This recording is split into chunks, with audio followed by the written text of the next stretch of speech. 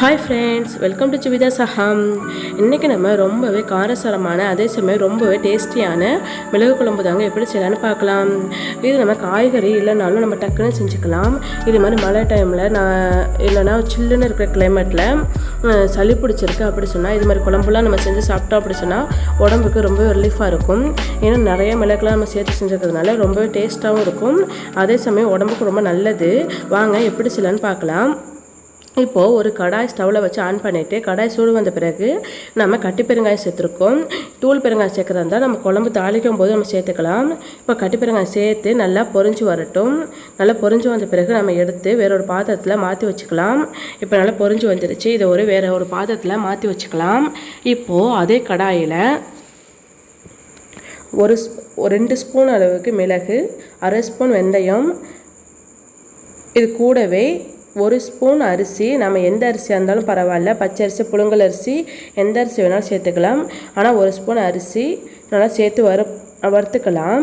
இது கொஞ்சம் சிம்லேயே வச்சு வறுத்துக்கலாம். ஏன்னா நம்ம ஹை ஃப்ளேமில் வச்சோம் அப்படி சொன்னால் தீஞ்சு போயிடும் இல்லையா, அதனால் இப்போ அது கூடவே 1 ஸ்பூன் ஜீரகம் சேர்த்து நல்லா வறுத்துக்கலாம். இப்போ நல்லா வறுப்பட்டு வந்தாச்சு. நல்லா பாருங்கள், அரிசியெல்லாம் நல்லா பொரிஞ்சு வந்துடுச்சு. இப்போ இது மாதிரி ஸ்டேஜில் நம்ம தனியாக ஒரு பாத்திரத்தில் எடுத்து வச்சுக்கலாம். இப்போ அதே கடாயில் நல்லா 2 ஸ்பூன் அளவுக்கு ஆயில் விட்டு ஒரு பெரிய வெங்காயம், ஒரு 10லேருந்து 15 பூண்டு, நான் பெரிய வெங்காயம் தான் இருந்ததுனால பெரிய வெங்காயம் சேர்த்துருக்கேன். சின்ன வெங்காயம் தான் சின்ன வெங்காயம் சேர்த்துக்கோங்க. இதுவே ரொம்ப நல்லாவே டேஸ்ட்டாக தான் இருந்தது. இப்போது அது கூடவே 1 ஸ்பூன் கடலைப்பருப்பு, 1 ஸ்பூன் உளுந்து, 1/2 ஸ்பூன் மல்லி, 1 ஸ்பூன் மிளகு,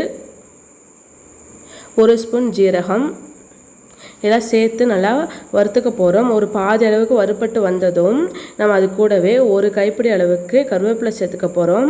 நல்லா சேர்த்து இதெல்லாம் நம்ம வறுத்துக்கலாம். கொஞ்சம் மீடியமான ஃப்ளேமில் வச்சு வறுத்துக்கலாம். ஏன்னா அந்த பருப்பெல்லாம் சீக்கிரமாக தீஞ்சு போயிடும். அதனால் மீடியமான ஃப்ளேமில் வச்சு வறுத்துக்கலாம்.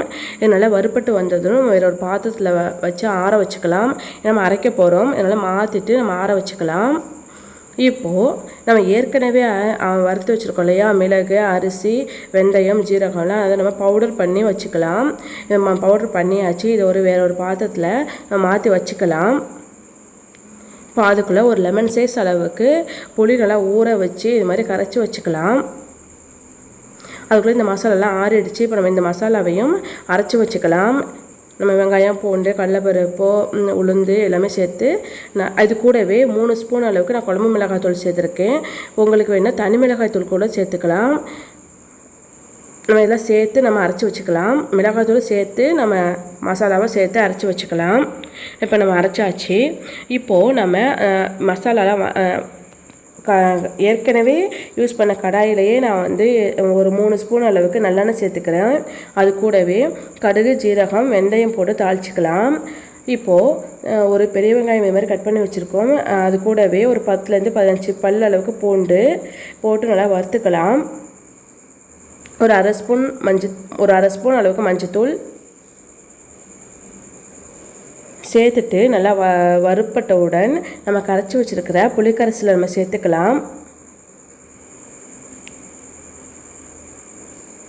நம்ம சேர்த்துட்டு எல்லாத்தையும் கலந்து விட்டுக்கலாம். கலந்து விட்ட பிறகு நம்ம தேவையான அளவு உப்பு போட்டுக்கலாம். உப்பு போட்டாச்சு. இப்போ நம்ம அரைச்சி வச்சுருக்க மசாலாவை நம்ம சேர்த்துக்க போகிறோம். மிளகாத்தூள் போட்டு சேர்த்து அரைச்சி வச்சோம் இல்லையா, அந்த மசாலாவை நம்ம சேர்த்துக்கலாம். நம்ம சேர்த்துட்டு நல்லா கலந்து விட்டுக்கலாம். அந்த புளிக்கரைசலோடு சேர்த்து நம்ம கலந்து விட்டுக்கலாம். இந்த ஜாரில் மிச்சம் இந்த மசாலா இருந்தாலும் நம்ம தண்ணி கலந்து நம்ம சேர்த்தாச்சு. இதையும் நல்லா கலந்து விட்ட பிறகு நம்ம பவுடர் பண்ணி வச்ச மிளகு, அரிசி, ஜீரகம், வெந்தயம் இதையும் நம்ம சேர்த்துக்க போகிறோம். நல்லா கலந்து விட்ட பிறகு நம்ம அந்த பவுடரையும் நம்ம சேர்த்துக்க போகிறோம். இதே மாதிரி நம்ம சேர்த்துக்கலாம். சேர்த்துட்டு எல்லாத்தையும் நல்லா கலந்து விட்டுக்கலாம். கலந்து விட்ட பிறகு நல்லா ஒரு மூடி போட்டு ஒரு 5லேருந்து ஒரு 10 நிமிஷம் அளவுக்கு நல்லா கொதிக்க விடலாம். நல்லா கொதித்து அந்த எண்ணெயெல்லாம் மேலே பிரிஞ்சு வரும். அது வரைக்கும் நல்லா கொதிக்கட்டும். நல்லா கொதித்து வந்த பிறகு நம்ம சின்ன துண்டு அளவுக்கு வெல்லம் சேர்த்துக்க போகிறோம்.